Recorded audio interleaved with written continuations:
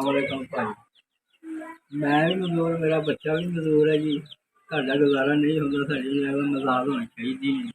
ਬੁੱਢੀ ਮੇਰੀ ਕਿਸੇ ਦੇ ਘਰ ਕੰਮ ਕਰਦੀ ਹੈ, ਭਾਂਡੇ ਭੁੰਡੇ ਧੋਂਦੀ, 200-250 ਰੁਪਈਆ ਲਿਆਉਂਦੀ, ਨਹੀਂ ਨਿਜ਼ਾਮ ਘਰ ਦਾ ਚੱਲਦਾ, ਮਹਿੰਗਾਈ ਬੜੀ ਹੈ। ਮਿਹਰਬਾਨੀ ਕਰਕੇ ਸਾਡੀ ਮਦਦ ਹੋਣੀ ਚਾਹੀਦੀ। ਮਹਿੰਗਾਈ ਬੜੀ ਜੀ, 5 ਬੱਚੇ ਨੇ, ਇੱਕ ਮਜ਼ਦੂਰ ਵੱਡਾ ਨੇ, 4 ਛੋਟੇ ਨੇ, ਇੰਨਾ ਹੀ ਗੁਜ਼ਾਰਾ ਹੋ ਰਿਹਾ ਘਰ ਦਾ ਜੀ।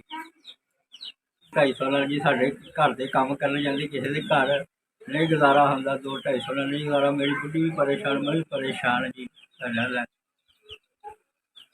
ਜ਼ਿੰਦਗੀ ਗੁਜ਼ਾਰਨੀ ਬੜੀ ਔਖੀ ਹੋਈ, ਮਜਬੂਰੀ ਹੈ ਜੀ, ਨਾ ਜੀ ਸਕਦੇ ਨਾ ਮਰ ਸਕਦੇ। ਮੇਰਾ ਨਾਂ ਸ਼ਕੀਲ, ਮੈਂ ਵੀ ਮਥਾ ਆਈ ਹਾਂ।